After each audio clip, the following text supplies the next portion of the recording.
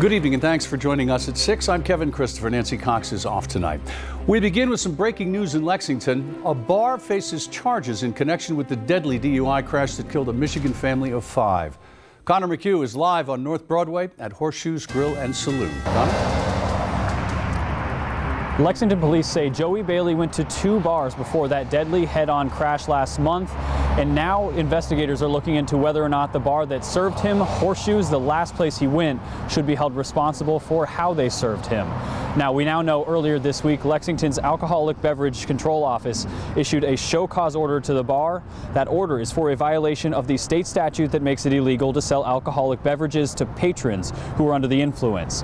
Police say receipts found in Bailey's car show he spent time at Horseshoes the morning of January 6th. That's the same morning he drove 6 miles in the wrong direction on I-75 before hitting and killing himself and the Abbas family of Michigan. According to a toxicology report following that crash, Bailey had a blood alcohol content nearly 4 times the legal limit. So ultimately it is Joey Lee Bailey who's the one who got in that car that night and caused the crash. However, he didn't get that alcohol all by himself. We believe that Horseshoes overserved Mr. Bailey, and that contributed to his level of intoxication. Horseshoes will meet with the city's ABC office later this month. Eventually, the ABC office could decide to suspend the license or simply fine the bar or nothing. We did speak with a manager here at the bar who did not want to speak on camera, but says the restaurant is cooperating with the investigation. We are covering the news live in Lexington. Back to you. Well, it was the news her family feared and hoped they wouldn't hear. Today, the coroner positively identified a body found yesterday in a Madison County field as missing Clark County woman, 26-year-old Amanda Bailey. Eleanor Buckley has more in tonight's big story at 6. After searching fields and the water along Lake Reba for 3 days, a heartbreaking discovery was made yesterday when a farmer found a body near a creek on his property. The body taken to the state medical examiner's office. Today, the identity confirmed, just what Amanda Bailey's family feared most. This is not by any means the outcome anybody wanted in this. We want to send our condolences out to the family and friends of Amanda Bailey and to make sure we thoroughly investigate this case. That way we can determine, what has happened. Amanda Bailey's family say she was last seen with an ex on Monday. Her body was found a few miles away, but the cause of death has still not been released, leaving many questions unanswered for a grieving family. To have the emotions that they've ran through this entire week, it's hard to speak on that because you just can't imagine something like that, and our hearts go out to her family. Covering the news in Madison County, Eleanor Buckley, LEX 18 News. Now you can only imagine how heartbreaking the news about Amanda Bailey is for another Kentucky family as well. 4 weeks ago today, Savannah Spurlock disappeared after going to a Lexington bar. And despite an intense search and nationwide publicity, there has been no sign of the Madison County mother of 4.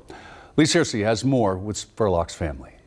These surveillance pictures are the last images of Savannah Spurlock. She's seen leaving a Lexington bar with 2 men in the early morning hours of January 4th, and she hasn't been seen or heard from since. For her to leave and have no money, no car, no phone, no jacket, that just doesn't make any sense. Ellen Spurlock believes the men in the video know more than they're telling police. They've been questioned along with a 3rd man and all released. Today, police and searchers combed a different area, Manuel Lane, a private gravel road that's roughly 3 to 4 miles away from yesterday's search on Perkins Lane.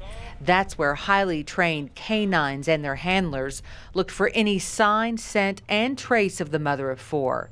Savannah's mother is trying to stay positive, but that's a challenge. It gets harder and harder each day. It really does. I mean, it's a heartbreak that you can't even describe, but I have to hold on to that glimmer of hope and the faith that she is out there and that we will find her. Covering the news in Garrett County, Lee Searcy, LEX 18 News. The FBI is asking the public to help find the man who they believe killed a customer at a Knox County grocery store.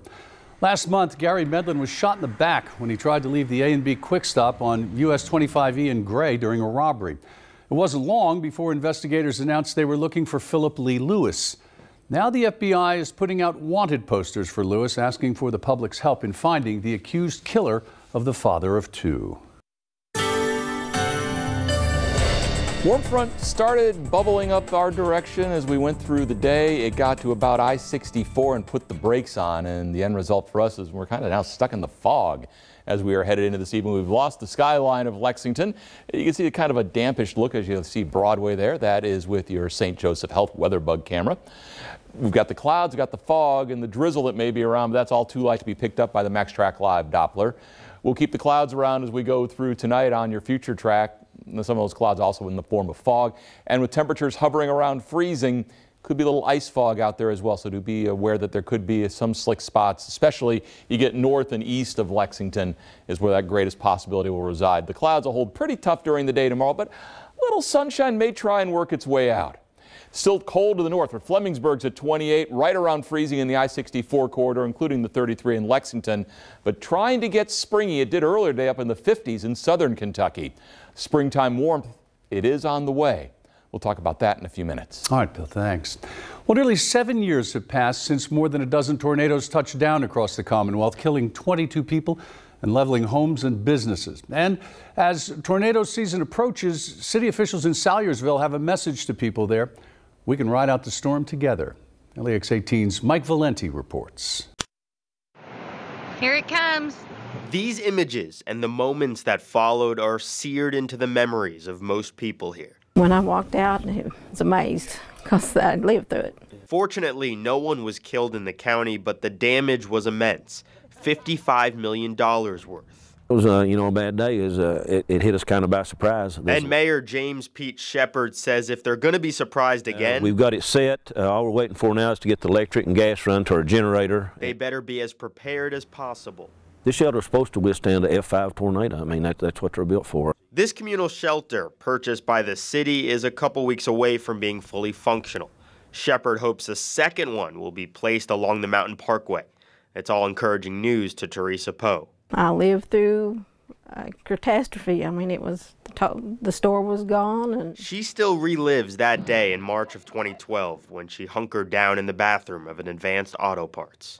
I've lived here all my life and never dreamed that this would happen to our county, and it did, and you don't never know when it'll happen again. Covering the news in McGoffin County. It's a race. We want to get it done. Mike Valenti, LEX 18 News. Sad news involving the Turtle Man's sidekick. Neal James, also known as Banjo Man on the Animal Planet show Call of the Wild Man, has died. According to the Washington County coroner, James died of natural causes after suffering from cardiac issues at his home.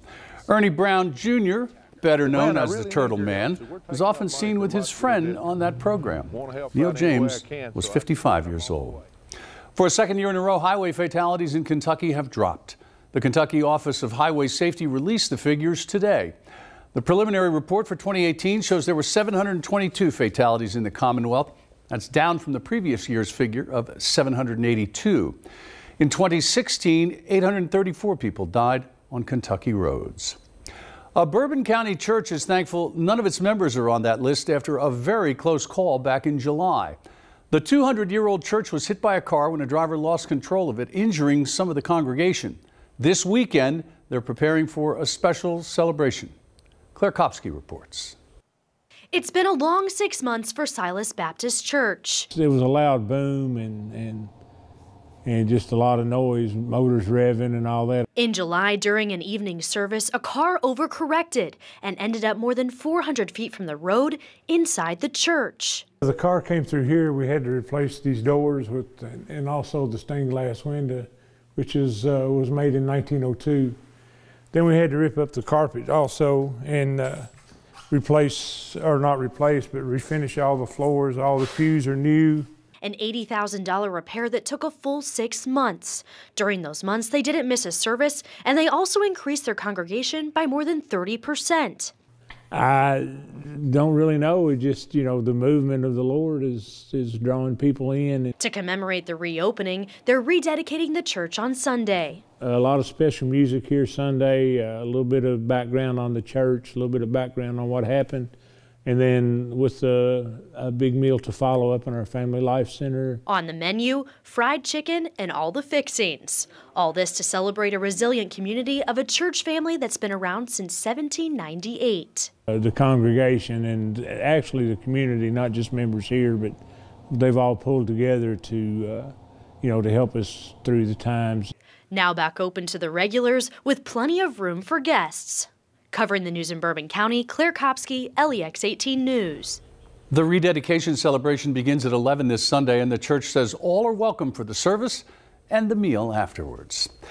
Many people in Winchester have reason to be especially excited about the Super Bowl this weekend. Watch why there are an awful lot of New England Patriot fans there. Coming up on LEX 18 News at 6.